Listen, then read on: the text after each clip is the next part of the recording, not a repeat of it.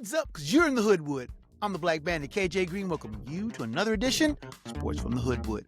Coming up this edition, is there an SEC bias in the college football playoff? Take a look at the teams that are jockeying for position and why many people think SEC is just getting an unfair advantage. The coaching carousel spins wildly around. Is Lane Kiffin the next coach on the move?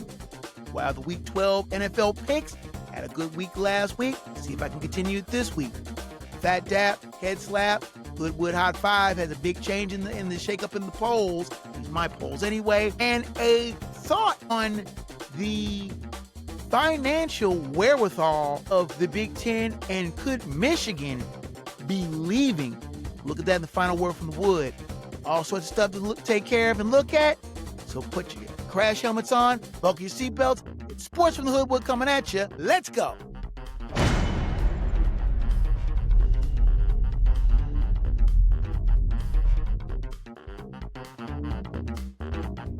You're tuned in to Sports from the Hoodwood, the internet's foremost location for the most honest, unfiltered commentary and insight on the world of sports. Now, once again, here's Hoodwood's hometown hero, KJ Green. Greetings from the Hoodwood, where I'm still deciding if I want to get a turkey, ham, pork roast, or something. But 27 days before Thanksgiving is giving me way too much time to think it over. I'm your man, KJ Green, and this is Sports from the Hoodwood, where we look at a cornucopia of different sports topics. But this week is going to be kind of football heavy, so you're going to have to forgive me for that, because I really haven't looked into too much anything else, because the football scenario has been dominating the sports headlines right now. College football playoff looming big on the horizon. Top 12 teams you think are going to get in, and we're looking at the rankings, and there is a serious Southeastern Conference tilt. I mean, the number 1 and 2 teams are Ohio State and Indiana, respectively, and they'll more than likely face off in Indianapolis here in a couple, 3 weeks for that conference's title. But then you have in the SEC, you have Texas A&M, Georgia, Ole Miss, Oklahoma, and Alabama running 4th, 5th, third, 4th, 6th, 8th, and 10th, respectively, in the rankings. Now you have 3 Big 12 teams in the top 12, Texas Tech, BYU, and Utah, respectively. And Notre Dame, of course. Why? I still don't understand how it is that Notre Dame is ranked 9th and is higher than a team that it lost to, Miami, who was 13th. Now, of course, you're going to have the proper representation of conferences in the college football playoff. The conference winners of the Big 10, SEC, Big 12, and ACC title games, respectively, will get the automatic berths. The problem is these at-large berths, which you have these honks like Paul Feinbaum think that they should all be reserved for SEC teams. There is no real feasible way you could ever convince me that the 5th or 6th best team in the SEC deserves a playoff berth. Now, Texas A&M is an odds-on favorite to make it to Atlanta and the SEC title game. Who they'll face is anybody's guess. It could be a myriad of teams. It could be Ole Miss, but they still have to negotiate the Egg Bowl. It could be Georgia. Georgia has the advantage of they've already completed their regular season. They have a cookie game, which all SEC teams are wont to do in November. They have a cookie game ahead of their, Georgia showdown against Georgia Tech in Atlanta in 2 weeks. But right now, You have Georgia finishing its SEC title, its SEC slate. They've got Charlotte. You're joking, Charlotte, and they have Georgia Tech. Georgia is 7-1 in the SEC. Texas A&M is 7-0. Texas A&M wins their final game against Texas. Not a guaranteed game, mind you. But if they win their final game against Texas, they're bound for Atlanta. They will have the number one seed in the SEC. It's not like it used to be with East versus West, which I wish they would still do divisions in college football instead of having one big mishmash and the top two teams get in. But again, Texas A&M has to beat Texas to get to the SEC title game. If they lose, then you're going to have this ginormous jumble of teams. But again, there's no guarantee that Ole Miss will beat Mississippi State in the Egg Bowl. There's no guarantee that Alabama will beat Auburn in the Iron Bowl. It's likely both Mississippi State and Auburn, respectively, are 1-6 in the SEC. But you can never really discount a rival playing in a game, especially when they know that they can play spoiler. That being said, why are there these honks like Paul Feinbaum, which we already know he's a shill for the SEC. That goes without saying. But why is he campaigning for Texas and Oklahoma and Vanderbilt and Missouri, all decent teams, but they don't deserve to be in the consideration for the college football playoff? I know Oklahoma beat Alabama this week, just this past Saturday. Texas A&M struggled with South Carolina, but they did pull out the win. But does that mean that 5 and 6 teams need to be in the college football playoff? There needs to be some runoff. Why is it that the Big Ten play each other tough, cannibalize each other, if you will? Oh, the Big Ten is just soft. There's no good teams in the Big Ten. Why is the ACC can cannibalize one another? Georgia Tech is 16th ranked. They're the best team in the ACC. They're 9-1. Virginia's 9-2. Why is it those teams seem to be of a lesser grade in the perception of the loudest voices in media, but they can cannibalize one another, beat each other up, and they're a soft conference? The SEC takes each other out, and they're still ranked. Oklahoma is 4-2 in the SEC, 8-2 overall, and they're ranked 8th. Why? I mean, I get going to Tuscaloosa and beating Alabama carries some gravitas, but Oklahoma beat Alabama last year, and Oklahoma was a lot sorrier than they are this year.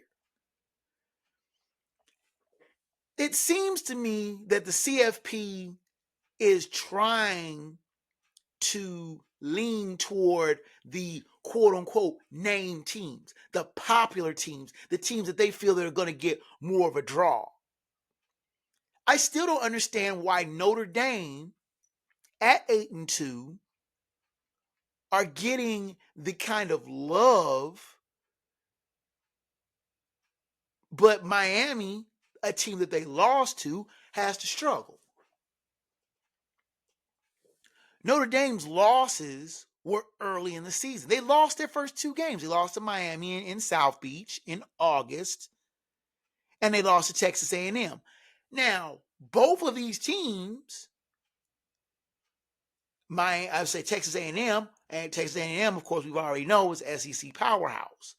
Losing by 1 point, there's no shame to that. Losing to Miami by 3 points, there is no shame in that. Miami's losses, you're telling me Miami's losses carry more weight? That losing the games that they lost, they're 4-2 in conference. Both of those conference losses, Notre Dame gets the benefit of not having to play in a conference. They get the benefit of not having to worry about a conference championship game. Notre Dame plays its final game of the season in November. They play their final game of the season a week from this coming Saturday at Stanford. A yawner game if I've ever seen one. Then they can just sit back and wait and let all of the teams in the ACC, the SEC, the Big 10, the Big 12 fight it out and then say, well, we're better than these teams. We're 11-2. But these teams played in a conference championship game, and the losers of these championship games will have another, well, they lost mark against them. But Notre Dame will be 10-2 and sit back and go, we deserve to be in. Why? Because they're Notre Dame? The bias of the CFP toward the SEC and Notre Dame is sickening. Because according to these, TV wonks, they would want nothing better than an SEC team and Notre Dame to play in the national championship. That will be a ratings bonanza, and they know it. They would want nothing more than on, I believe the national championship is January 20th. I had to hold on, I'm looking at my calendar here. January 19th. They would want nothing better than on January 19th for Notre Dame and say Texas A&M. That would be a nice rematch of a great week 2 game. That was a 41-40 shootout. But they would love nothing more than they would have an easy storyline, and the media wonks would sit back for 3 weeks and kind of the 2 weeks and just sit back and go, the story will write itself. They're not worried. But when you have a team that nobody knows, you had Indiana, if you had a Georgia Tech playing deep into January, that would make the media wonks just, where's this team? And Lord, don't let a South Florida or an up and coming team from a group of 5 team, what's this team doing here in the college football playoff? This is an abomination. I watched Paul Feinbaum become damn near apoplectic, whining and complaining that these teams don't belong. How dare an 8-2 Tulane be ranked? How dare Navy be in? Nobody wants to see them. No, you don't want to see them because that means you have to do work. You have to learn about these teams that you openly ignore and disparage in favor of a middle of the pack SEC team. That kind of bias is sickening, and I want no part of it. I want the 12 best teams, a diverse cross section of the best teams from every power conference, and a worthy group of 5 team in. That's a worthy playoff. That's the way it should be.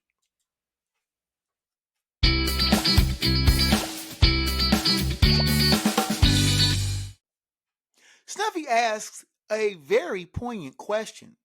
Where's Lane Kiffin going to go? The unquestionably hottest coach in college football. Now, Lane Kiffin has had a very, how should we say it, checkered coaching career.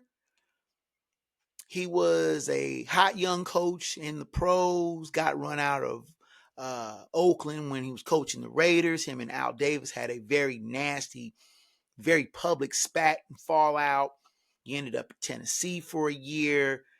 You say Lane Kiffin in Knoxville, they'll spit on the ground anytime his name is mentioned. He ended up going to USC, falling apart in Southern Cal, not really keeping up with the halcyon days that the Trojan fans were used to. Got run out of Southern California, was an offensive coordinator under Nick Saban, and resurfaced at Florida Atlantic. After a couple of years at Florida Atlantic, he now moved to Ole Miss. And Ole Miss has been playing way good over the last couple, 3 years that he has been at the helm. But now the rumors start. Will Lane Kiffin stay at Ole Miss or will he jump? He looks to the east. There's a job there in Gainesville. Billy Napier's been run out of Florida. He looks to the west. There's LSU. Brian Kelly has been summarily dismissed from the Bayou Bengals. And he looks where he's at. Ole Miss, having one of its highest rankings in school history, at least since the days of Archie Manning, are begging and pleading with Lane Kiffin, please stay, build an empire here in Oxford. But you have to look and think. Those offers, those jobs are extremely tempting. Now, if you remember, Nick Saban was once coach of LSU, took that team to a national title, then jumped to the pros, flamed out in the pros spectacularly in Miami, and then it was like, I'm not going back to college coaching. I'm not, and you knew, everybody knew, stop lying. You know you're going back to college coaching. He goes back to Alabama and built an empire there. But now, Lane Kiffin, who is a couple years younger than me, he's in his early 50s, but he's still considered a hot, young coach. And both of these SEC rivals would love nothing more than to poach this coach from what they would consider a middling, at least a school that doesn't have the kind of deep-seated pockets and traditions. Not to say that Ole Miss doesn't have its traditions. It has a very deep tradition of football. But you say LSU, who has won national titles in the last, they've won a couple national titles in the last few years under different coaches. You look at Florida. It hasn't been that long since the salad days of the Gators when they were winning national and constantly in the national title conversation under Steve Spurrier, under Urban Meyer. Since Urban Meyer has left Gainesville, the Florida Gators have not really been a national power. In the SEC, it's always keeping up with the Joneses. You have to be a national contender. The Georgias, the Alabamas, the LSUs, the Floridas, the Tennessees. These teams are used to being in the conversation for national championships, not conference championships, not 10-win seasons, not conference championships, national championships. And a coach like Lane Kiffin, young, innovative, a coach that players like playing for, that is a coach that is very desirable. Florida and LSU have fallen on mediocre, if not hard times. The Bayou Bengals got battered around the last couple of years under Brian Kelly. They weren't standing for it. He was summarily dismissed, especially after getting absolutely poleaxed by Texas A&M in Baton Rouge at night. You don't go to LSU and beat the bricks off of LSU at night. That's unacceptable. They ran him out with yesterday's news. Now they're looking to the east and going, Lane Kiffin, come here. That siren song may be hard to resist. And then you have Florida. As I've stated earlier, the Gators haven't been nationally prominent since Urban Meyer left. And that's been better than a decade ago. And they're looking at Lane Kiffin going, come here. Let me holler at you for a minute. And Lane Kiffin, of course, which I was doing research about this. Lane Kiffin's been at Ole Miss 6 years. Now, the Rebels have offered Kiffin a very pricey contract extension. It's comparable to what the Tigers and Gators may be offering him. But you're looking at the name LSU. You're looking at the name Florida, and they're going, we've got the money, we've got the brand, we can do all sorts of things. It reminds me of when Luke Fickell was coaching at my beloved alma mater, University of Cincinnati, and he had just come off of national semifinal appearance in 21 with the Bearcats. He stayed with the Bearcats 22. They were decent, but they weren't world beaters. They didn't make the American Championship for third straight year. They were moving to the Big 12, but there was the Big 10 siren call. And I was at a game late in the season, and I got a phone call from a radio colleague of mine, someone I worked with in radio in the 90s and early 2000s. And he was in Wisconsin, and he told me basically, you're going to lose your coach. And I'm like, people have been talking about that all the time. What are you talking about? He's like, I've seen your coach's wife up here in Madison. And if you repeat this, now I'm not going to, this is one of these now can be told type of things. But he basically told me, if you repeat this, I'm going to deny it because people are going to ask you, where'd you hear this from? And if you repeat it, I'm going to deny it. But your coach's wife has been up here house hunting. And when I heard that, and I'm just like, he's like, you better watch your coach. The Bearcats played middling down the stretch, did make the American Conference Championship. Luke Fickell, after the Bearcats lost to Tulane on the final game of the season, breaking a 32 home winning streak, 2 days later, he was announced as the head coach of Wisconsin. It can happen that fast. I'm looking at Lane Kiffin, and I'm wondering, which way is he going to go? Because you know his head's going to get turned because it's been turned before. A tiger does not lose his stripes. A gator is always going to be a gator. He's going to chomp your arm off if he gets a chance. And it's not like Ole Miss hasn't had that kind of situation before. In 1998, Ole Miss had a coach by the name of Tommy Tuberville. The Rebels were a top 10 team. And Tommy Tuberville's head was on a swivel, looking to this school, looking at that school. He ended up jumping to Auburn.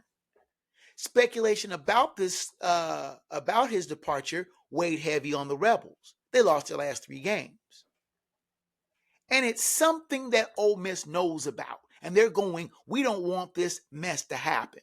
Lane Kiffin has said he will wait till after the Egg Bowl, next Friday's game against in-state rival Mississippi State to make his decision. And I mentioned about Luke Fickell, his wife being in Madison, house hunting, shopping for durable goods, while her husband was still actively coaching Cincinnati.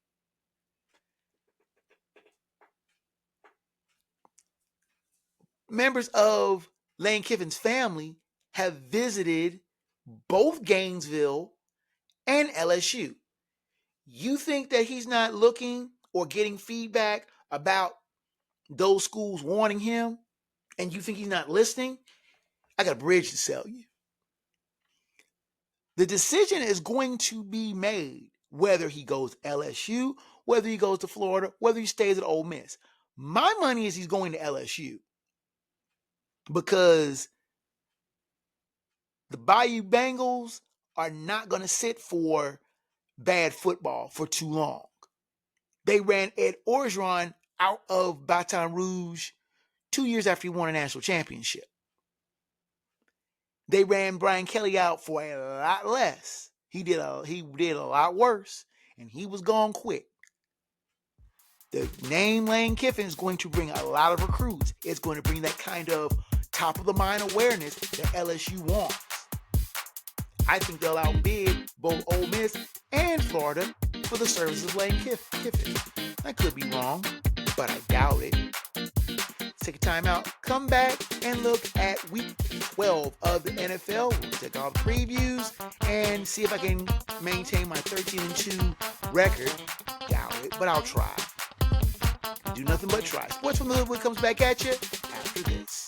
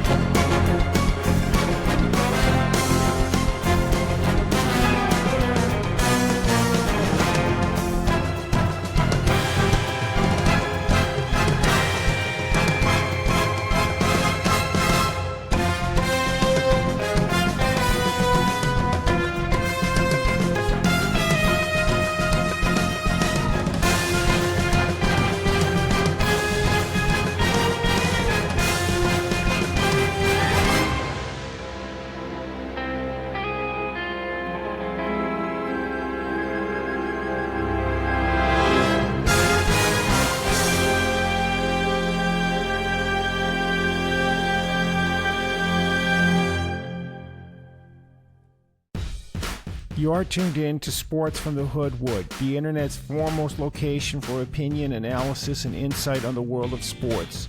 Here now is the man banned from sports trivia contests in 38 states and 4 Canadian provinces, and not to mention Guam. Your host, KJ Green. You are back in the Hoodwood. Let's start with the Week 12 NFL picks. Good week for the home team, 13-2. And I openly question myself for picking the Vikings against the Bears. I was hoping against hope, and it came down to a bad kick return by being a Vikings fan, a kick return by the Bears set themselves up on the Vikings side of the field. A few plays later, Cairo Santos hit his 4th field goal of the game to give the Bears a narrow victory. I'll live with that one. I was hoping the Vikings were going to steal it, but they didn't. The Chargers-Jaguars game was something else. Nobody outside of Duval County saw the Jags hammering the Chargers. No, you didn't. Stop the cap. You didn't. So don't even try to lie and say that you did. Nobody saw the Jags hammering the Chargers. Nobody. So, but other than that, everything came down just like I said it was. 13-win week. I'm very happy with it. Now, can I maintain it? It's anybody's guess. But with that endeavor to do so, I present to you the Week 12 NFL picks with the odds being provided by ESPN Bet for comparison and entertainment purposes only. I say that because I don't pay bookies. If you bet these lines and lose the turkey money, that's on you. I'm fixing turkey for the Thanksgiving holiday, and I ain't gonna let you have any. So if you're poor, you're broke, and your family's standing outside, KJ, just give us a slice of turkey. You ain't getting any because you bet the lines on your own volition. You bet the lines at your own risk. Anyway, all the times Eastern Standard Time. Please do check the fine folks at 506sports.com for a comprehensive coverage map of games in your area. Unless you're like me, you got Sunday Ticket and I watch games I want to watch. But that is a really great coverage map to check out what areas of the country have what games. Now let's get to the games of Sunday, November 23rd, for the final Sunday before Thanksgiving. And the first game on our docket is 8-2 Colts taking on the 5-5 Chiefs at GEHA Field at Arrowhead Stadium in Kansas City. 1 o'clock kickoff on CBS. The Chiefs are 3.5-point favorites. Last week, the Colts were on their bye, and the Chiefs lost to the Broncos 22-19. Very, very tight game here in Kansas City. And many people are asking, is the Chiefs dynasty falling apart after a tough loss in Denver? The Chiefs are at 5-5, and they're not only looking up at the Broncos in the AFC West, but they're also looking up at the Chargers, even though the Chargers fell apart badly against Jacksonville. That being said, this is not the time to be facing a red-hot Colts team, rested, ready to make a run toward an improbable AFC South title and a playoff berth. The Chiefs have problems all over their offense. Though Travis Kelce is playing good, Patrick Mahomes is getting a little bit inconsistent, and that's hurting the Chiefs' offense. The Colts have no such problem. Daniel Jones has been playing lights out all season, and it's been surprising a lot of people. But Jonathan Taylor's surprised no one with his great season. He's been running the ball effectively, and behind his strong running, the Colts are looking solid. Now you say, how is it possible that you're taking an 8-2 team and calling it an upset? Going into Chiefs Kingdom is never a fun proposition, and the Chiefs are favored here. That's why I'm coming right off the top by giving Indianapolis the Hoodwood upset of the week. Next on the docket, we have the 6-4 Steelers taking on the 7-3 Bears at Soldier Field in Chicago. 1 o'clock kickoff on CBS. The Bears are 2.5-point favorites. Last week, the Steelers defeated the Bengals 34-12, while the Bears defeated the Vikings 19-17. Sneaky good game in the midway as the resurgent Bears are taking on a Steelers team that has been struggling to beat better teams. Yeah, they can knock around, they can bully around weaker teams like the Jets and the Bengals, but when it comes to a really solid team, i.e. when they took on the Patriots and got slapped around, they will have a problem. Adding to that problem is the uncertain status of Aaron Rodgers, who hurt his wrist against the Bengals. If he is not going to be able to go, Mason Rudolph will get the start, and I do not trust him against a sneaky good Bears defense that's quietly put up solid numbers and held many teams to well below their average. I don't trust the Steelers one bit, and I think that the Bears are continuing to confound experts by playing better than they've been expected to play, and I think that they will pull out a narrow win here. The pick is Chicago. Next on the docket, we have the 9-2 Patriots taking on the 3-7 Bengals at Paycor Stadium in Cincinnati. 1 o'clock kickoff on CBS. The Patriots are 8-point favorites. Last week, the Patriots defeated the Jets 27-14, while the Bengals lost to the Steelers 34-12. Now, this time, the last year, the Patriots opened up the season in Cincinnati and scored an unexpected victory. Upset, many people called it an upset. I didn't think the Bengals were going to lose to the Patriots, which Patriots were a team in transition with a new coach. That coach was fired, and Mike Vrabel steps in and makes Patriots a whole hell of a lot better. Having kind of a mini bye as they played on Thursday. They've been off 10 days. They take on a struggling Bengals team who may have Joe Burrow to come back to, have Joe Burrow coming back after a lengthy absence. Will it make a difference? No. Joe Burrow, as talented as he is, as good as his arm is, and as good as his playmaking ability is, cannot play defense. The Bengals defense is horrific. And while the Patriots offense isn't lights out, they can put the points up when they want to. Ramondre Stevenson is a solid running back, and Drake May has been proving himself as to be a steady, capable, if unspectacular quarterback. This will not be a pretty game by the smallest imaginations. I think the Patriots win fairly easily. The pick is New England. Next on the docket, we have the 4-6 Vikings taking on the 6-3-1 Packers at Lambeau Field in Green Bay. 1 o'clock kickoff on Fox. The Packers are 6.5-point favorites. Last week, the Vikings lost to the Bears 19-17, while the Packers defeated the Giants 27-20. The Vikings are finding new and creative ways to lose after pulling ahead of the Bears late. They blew a tire by allowing a monster kickoff return, which set the Bears up on their side of the 50. 4 plays later, they were walking off the field in defeat. They head to Lambeau to take on their ancient rivals in the Packers, who would like nothing more than to hand them a beatdown to further exacerbate their season. Now, the Packers have troubles. They cannot beat bad teams. They struggle with the Browns. They struggle with the Panthers. I'm not saying the Panthers are bad, but they weren't supposed to go into Lambeau and get a win. Will they struggle with the Vikings? I want to believe in the Vikings and that they can turn it around and J.J. McCarthy will look solid, but I'm sorry. I can't. Not in good conscience and not being a good scribe and not looking at somebody who's always favoring his favorite team. I want to be wrong. I really want to be wrong, but I'm afraid I'm not. The pick here is Green Bay. I'll be all right. I'll be okay. Sorry. Next on the docket, we have the 7-3 Seahawks taking on the 1-9 Titans at Nissan Stadium in Nashville. 1 o'clock kickoff on Fox. Seahawks 13.5-point favorites. Last week, the Seahawks lost to the Rams 21-19, while the Titans lost to the Texans 16-13. This is a mismatch of the highest order. The Seahawks coming off of a tough loss in LA against the Rams. I know I said that game was in Seattle, but I messed that up. That's all me. Coming off a tough loss against the Rams, they head east to take on a Titans team that keeps finding ways to lose, and often in close, painful ways. Does that mean that the odds may favor the Titans in pulling out a tight game? No. I don't think the Titans will have the kind of depth on offense or defense to stay with the freewheeling Seahawks. Sam Darnold looks like he'll have a bounce-back game. I don't think he'll get it in a big way. That's why I'm confident enough to make the Seattle Seahawks the Hoodwood lock of the week.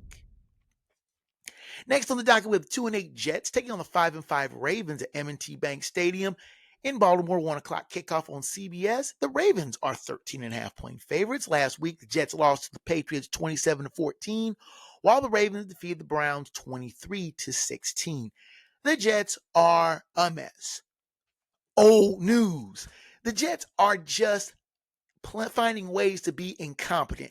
And that's not a mark against Aaron Glenn, who I think got put in an untenable position with a incompetent quarterback, a minuscule running game, and a laughable defense. Taking on a resurgent Baltimore team is not the time to fix what ails them. Yes, the Jets won 2 in a row, but I don't trust the Jets as far as I can throw them, and they're not going to win a third game anytime soon. The Ravens, for all their foibles, for all their bad play to start the season, they're just a game out of first place. And I think with the Steelers losing to the Bears, which I think will happen, I think, surprise, the Ravens will be in first place, or at least tied for first place, by Thanksgiving. Pick here is Baltimore. Let's take a timeout, come back with the rest of the Week 12 docket. What comes back at you after this.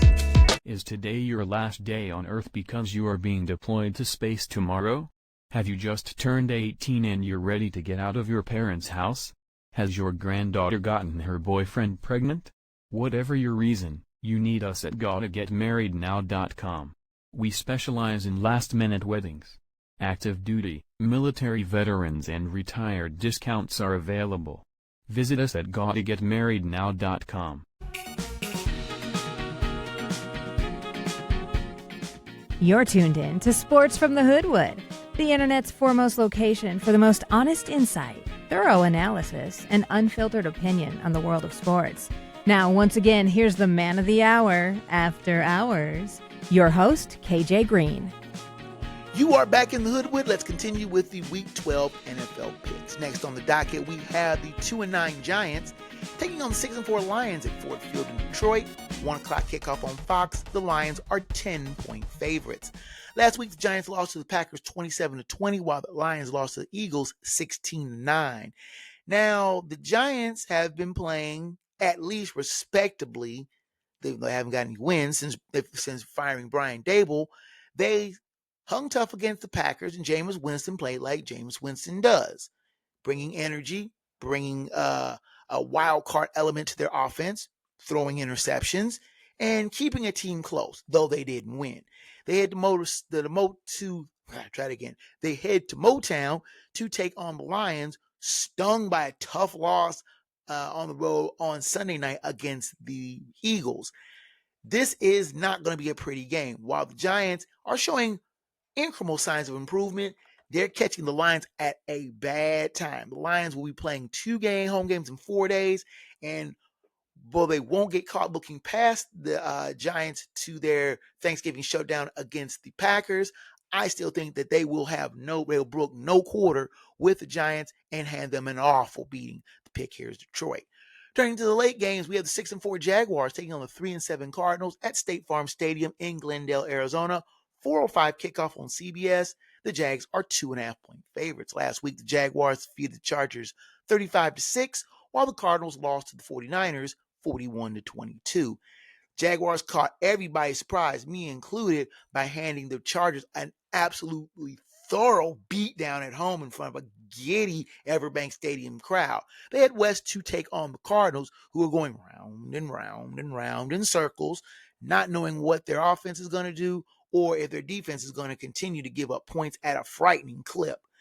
The Jaguars offense, I don't think is capable of dropping another 35 points, but playing against the Cardinals, whose defense is a couple steps short of very just awful. Not Bengals awful, but awful nonetheless. I think the Jaguars will be able to take a road win, a surprising road win, in what has been a fairly tough venue. The pick here is Jacksonville. Next on the docket, we have the 2-8 Browns taking on the 2-8 Raiders at Allegiant Stadium in Las Vegas. 4:05 kickoff on CBS. The Raiders are 4-point favorites. Last week, the Browns lost to the Ravens 23-16, while the Raiders lost to the Cowboys 33-16. Finally, Kevin Stefanski has listened to the masses and is starting Shedeur Sanders. And I thoroughly believe this is Shedeur Sanders' one shot to prove that he is an NFL caliber quarterback, because I don't believe that Kevin Stefanski would start Sanders if he had Dylan Gabriel at the ready, Gabriel being out with a concussion. I think this is Shedeur Sanders' one shot to prove himself. Will he do it? Couldn't find a better team to do it against than the Raiders. The Raiders' defense is punchless. And as long as the Cleveland defense can keep Ashton as long as the Cleveland defense can keep Ashton Jeanty in check, they should have no problem. And Shedeur Sanders should be able to cobble together enough win to keep his starting job, at least for another week. The pick here is Cleveland. Next on the docket, we have the 3-7 Falcons taking on the 2-8 Saints at Caesars Superdome in New Orleans. 4:25 kickoff on Fox. The Saints are 1.5-point favorites. Last week, the Falcons lost to the Panthers 30-27 in overtime, while the Saints were on their bye. Why is this a late game? I would have put, if I was the one programming the games, I would have had that Giants-Lions game at the 4:25 slot. Nobody late wants to watch the Falcons-Saints game. If you look at the coverage map on 506sports.com, only the Atlanta Metro and most of Louisiana gets this game. Most everybody else is getting the other game on the docket, the Eagles and Cowboys. Nobody wants to see this game. The Falcons are terrible. They proved that in spades with an absolutely inexcusable loss. I'm not saying losing to the Panthers was bad, but this was a game that they should not have lost. They should not have given up as many yards as they did to Bryce Young, and they made themselves look absolutely foolish. Heading into the Big Easy to take on a rested Saints team who can't get out of their own way, this game will be an absolute mismatch. I shouldn't say mismatch, a mishmash. A game nobody really wants to see. Flip a coin. I'll give it to the Falcons. Pick here is Atlanta. Next on the docket, we have the 8-2 Eagles taking on the 4-5-1 Cowboys at AT&T Stadium in Arlington, Texas. 4:25 kickoff on Fox. The Eagles are 3.5-point favorites. Last week, the Eagles defeated the Lions 16-9, while the Cowboys defeated the Raiders 33-16. The Eagles still have questions about their offense. Many people are still wondering, can Jalen Hurts pilot this offense and get a serious amount of points? Jalen Hurts is a Super Bowl MVP, people. He's been to 2 Super Bowls. When are we going to give this man, this quarterback, the proper dap and respect that he deserves? Now, taking on a Pokes team feeling itself after slapping around the Raiders, I think the Eagles really have something to prove. Yes, they're the defending Super Bowl champs. Yes, they're 8-2. Yes, they're looking like a sterling example of what a defending Super Bowl champion should be, but nobody's giving them any respect. And I think that the Eagles need to get more respect. I think that they absolutely slap around the Cowboys. I don't care what Dak Prescott did last week. Yeah, he threw 4 touchdown passes, but it was against the Raiders. The Raiders, for crying out loud. The pick here is Philadelphia. Next on the docket, the Sunday night game is the 6-4 Buccaneers taking on the 8-2 Rams at SoFi Stadium in Inglewood, California. 8:20 kickoff on NBC and Peacock. The Rams are 7-point favorites.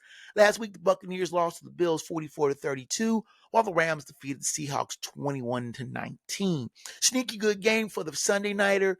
The Buccaneers coming off of a wild shootout loss in Buffalo, have to travel 3,000 miles cross country to take on the Rams, who won a tight, taut duel with their divisional rival Seahawks. Matthew Stafford should have all the consideration for most valuable player. He has been playing lights out the whole season, and having Devontae Adams and Puka Nacua at his disposal makes him that much more dangerous. The Buccaneers are playing decent, but in the NFC South, only 8 or 9 wins are going to be needed to win that division, and they are good enough to win that division with just a few wins, which means I don't think they're going to go to LA and get a win. The pick here is the LA Rams. Finally, the Monday nighter is the 6-5 Panthers taking on the 7-4 49ers at Levi's Stadium in Santa Clara, California. 8:15 kickoff on ESPN, just ESPN, not ESPN ABC like it's been the past few weeks, just ESPN.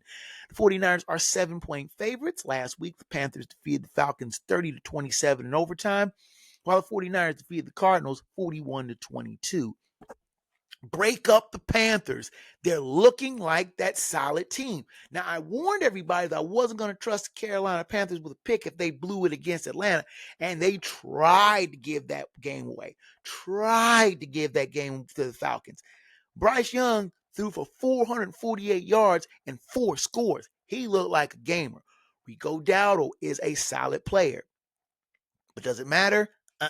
49ers are a good team. And yes, they've been playing the dregs of the NFC lately, but I think they're winning the games that they're supposed to. Brock Purdy is stepped right back into the breach and played a solid game against, though a weak Cardinals team, but he did show he didn't have any rust. I think this is going to be a tight game. Panthers will give the 49ers all they can handle, but I do think that the 49ers are the better team. The pick here is San Francisco. And there you have it. Last week, I went 13-2. Doc and upset both correct. Overall, I am 112, 51-1, and 10-1 on the locks, 6-5 on the upsets. We will take our final timeout, come back with Fat Dap, Head Slap, and the final word from the Wood, not to mention the Hoodwood Hot 5. Sports from the Hoodwood heads down the home stretch after this.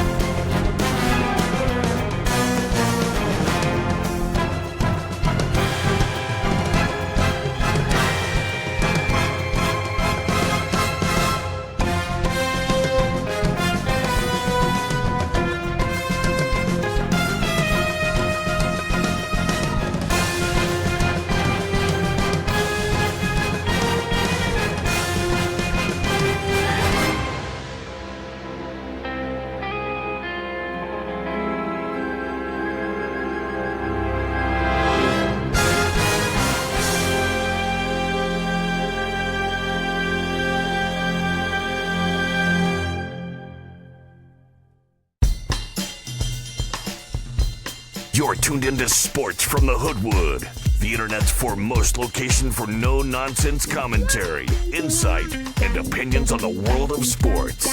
Here now live in living color, black by popular demand, your host, KJ Green.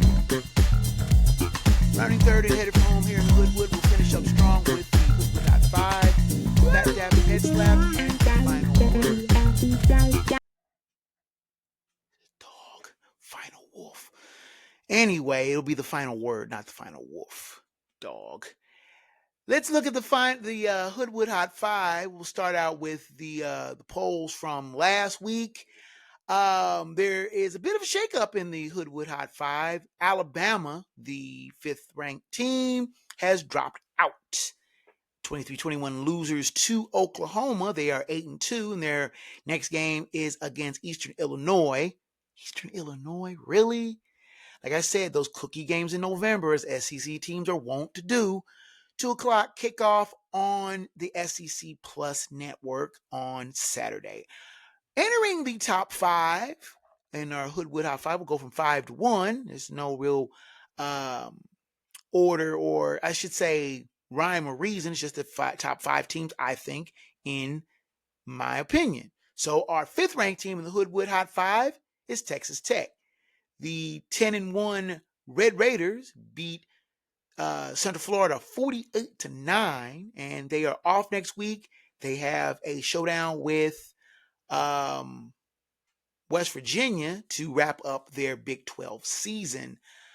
Our 4th ranked team is going to be Texas A&M. The 10-0 Aggies had to come back from 30-3 down against South Carolina to pull out a 1-point victory. Now, last week I had them ranked 3rd. This week I'm punishing them by moving them down to 4. Why? Because they struggled with South Carolina. They had no business being down that far against that bad of a team at home. Yes, they rallied back to win, but still, you should not have been down that far. Their next game is against Samford, another SEC cookie game in November, before their big showdown against their in-state rivals, Texas, on the 29th. That game they're playing as at noon, I beg your pardon, 12:45. You can catch that on SEC Network if you are so inclined. Our 3rd ranked team in the Hoodwood Hot 5 is the Georgia Bulldogs. They're 9-1 after defeating Texas 35-10. I moved them up to 3rd from 5th because they beat a top 10 team and they beat them convincingly. So I have them moved up to 3rd. Now, their next game is against another SEC cookie game against Charlotte. That game's at noon in Athens. That game's also on SEC Network. But they have their game against Georgia Tech in 2 weeks. That will be a real litmus test to see if they should be headed to the SEC title game probably against Texas A&M if A&M manages to go through. Our number 2 ranked team in the Hoodwood Hot 5 is Indiana Hoosiers. They are 11-0 after beating Wisconsin 31-7. They're off next week, this coming week, I should say, and their next game is against in-state rival Purdue on the 29th. And our number 1 team in the Hoodwood Hot 5, 10-0, it remains the Ohio State Buckeyes. They have not moved from the number 1 spot. They are still the number 1 team. They beat UCLA 48-10 at the Horseshoe. They have their senior day against Rutgers this Saturday before their big game against Michigan on the 29th. There you have it, the Hoodwood Hot 5. That's my Hot 5. What's yours?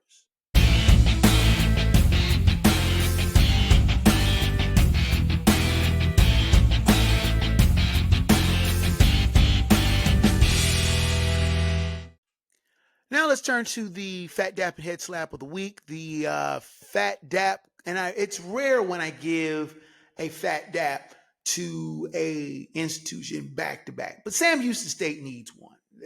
They are 2-8, and I was making fun of them because they were winless, and I still make fun of winless teams. I'm looking at you, UMass. You got one more shot before I give you a year-long head slap for being winless.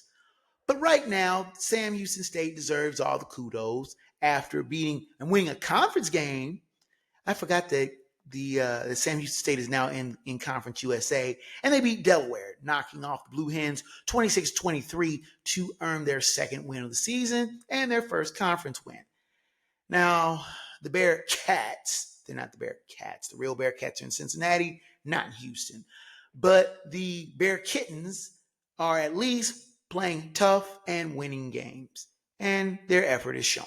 So, fact that to them. Now, my head slap of the week, and I thought about this, and it's kind of a multi-layered head slap. Part of the head slap goes to the Texas Trooper that was at the Texas A&M game that bumped the South Carolina player who had just broke a 80-yard touchdown in the Gamecocks Aggies game last Saturday, giving a shoulder shiver and then turning around, and I'll show you the clip, but turning around and pointing at the player. But the real head slap goes to a political pundit. And I try to stay away from politics here in the Hoodwood, but this one is a little too easy to do. Brandon Tatum, who is supposed to be this former officer who delivers political commentary, and this seems to have a shade of misogyny and hatred toward people of his race. And he just seemed to throw brickbats at the South Carolina player and not the trooper. The trooper was in the wrong. Let's just get it this way. And this guy, Tatum, if you want to come at me, come at me. I don't care because I think you're a clown. The way you try to describe it, and I'll show you the clip here. Ellers flipping it across the middle for a first down. Harbor's got great speed. The track star is free. Inside the 30, inside the 10, into the end zone. Touchdown, South Carolina. Nick Harbor holding his leg, and he continues into the tunnel after he outruns defenders for an 80-yard touchdown to make it 26-3. Time out. Pause it. The trooper wasn't the bumping that was even the issue. People that didn't understand when this happened during the game, they think that the players were coming out, and I thought it at first, that the players were coming out at halftime, which means that the trooper is trying to go in while they're coming out, which would be incredibly bizarre to do. And he bumps into him and he gets mad at him. That's not what happened. They celebrated in the tunnel. The state troopers tell them to get out of the tunnel. If you watch it, it's not about the bumping part. The trooper is not mad at him because they bumped into him.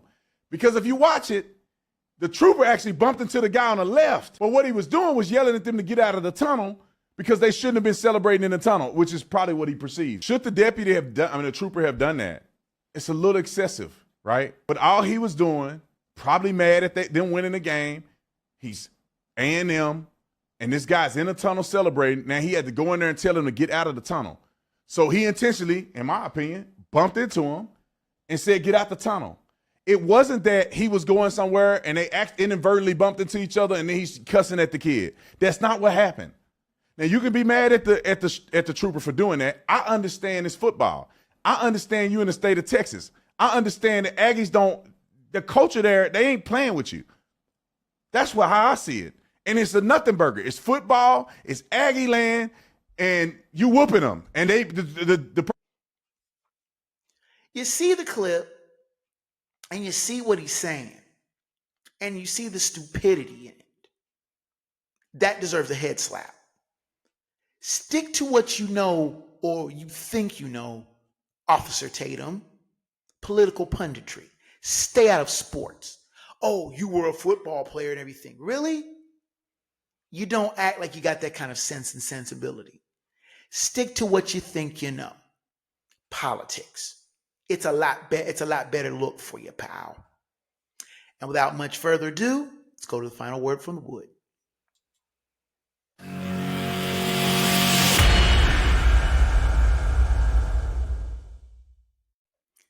Now, I've got to be frank here. I was going to do a final word about the college football programs and these private equity firms that are looking to make a move on said college football programs, but I'll delay that till next week. I wanted to do a final word on someone who's very near and dear to me that is basically fading away. My uncle, my namesake, who my mother named me after, is in a hospital bed right now, and he's fighting for his life. And I didn't really know how to really grasp this, considering that me and him have had a up and down relationship over the years. He's 11 years older than me, and he's always been someone I have looked up to. Take it back. He's not 11 years old. He's 13 years older than me. I'll fix that.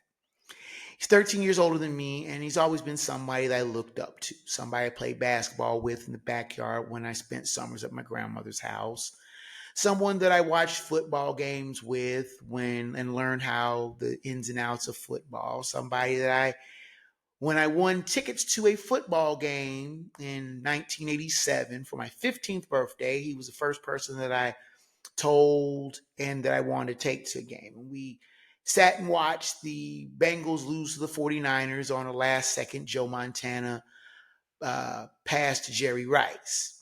And those kind of memories you have with somebody. And I wasn't close to my father, and he was somebody that I never really knew. But my uncle, my namesake, was somebody that was accessible, somebody that I looked up to, someone that taught me sports, taught me the love of sports, taught me how to hit a jump shot. And he was somebody that I watched games with. I watched a number of Super Bowls with. And he is somebody that I, like I said, always looked up to. And now looking at it now and trying to grasp what it will mean, especially after with my mom passing away 18 months ago, somebody that I looked up to and admired and thought the essence of cool was him.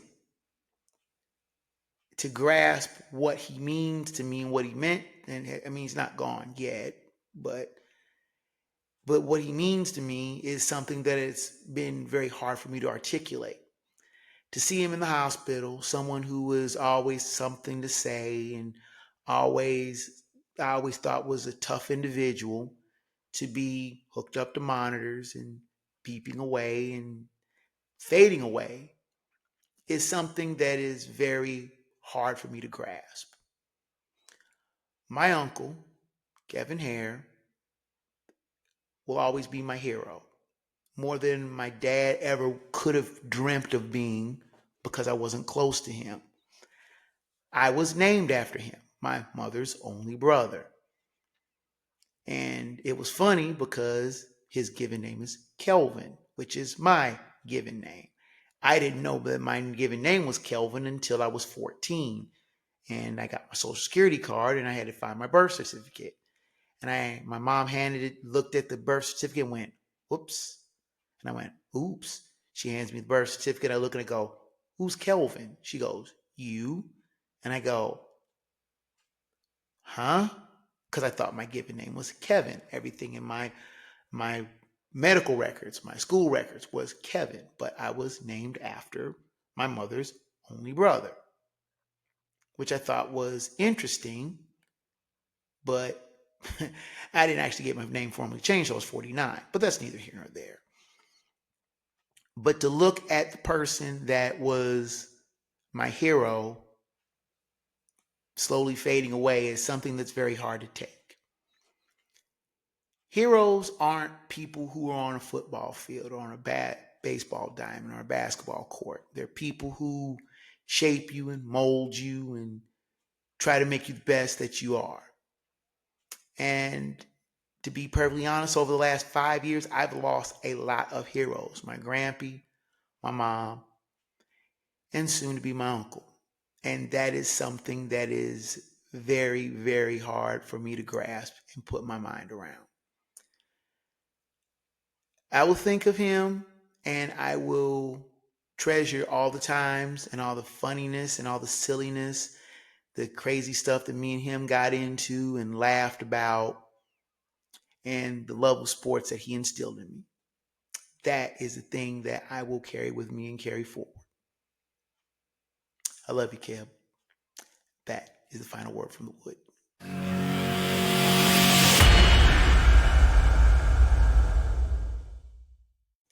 Now, with the music coming up in the background, you know that means that your time here in the Hoodwood is just about done. And I thank you so much for your visit. Now, the show's email is kjgreen@sportsfromthehoodwood.com. Please send me emails regarding show topics, both past and future, questions, comments on the show, and both praise and criticism. I welcome your correspondence, and we'll try to get back with you in a timely manner. Now, the show's website is sportsfromthehoodwood.com, which has a back catalog of the show dating back 13 years in both audio and video form. So you can check that out if there are any shows that you may have missed. You can join the debate and conversation on the Sports from the Hoodwood page on Facebook, which also has the video podcast simulcast, as well as other topics, funny stuff that I find on the web, plenty of great sports debate, and lots more. We have a lot of great contributors, and you can be one too. I post often and respond to member posts frequently. Now, the video versions are also on YouTube. Please hit that subscribe and smash that like button for more great content. You can also find some of my quick takes and Hoodwood Hot takes on Hoodwood Shorts on the same page. Then the link to the podcast is also on the show's Blue Sky feed at hoodwoodsports.bsky.social. Has a host of interesting stuff to find there. Your correspondence with the show is encouraged, and we do respond back. So like and follow there as well. Now, the audio version is on Spotify, Amazon Music, iHeartRadio, Pandora, Samsung Podcasts, Apple Podcasts, and a host of other fine podcast platforms and providers. If the Hoodwood is not on your favorite, please do ask for it. Drop me a line, and I'll see what I can do to get it there. We've expanded our podcast availability thanks to your correspondence. As always, special thanks to Rage Pictures for providing both production assistance to the show and website. So that's it from the Hoodwood, ladies and gentlemen, boys and girls. Until next time, fellow sports fans, I'm merely Bev's son, KJ Green, 30. Sports from the Hoodwood is a Black Bandit Productions and Enterprises presentation of a 551 audio and films production.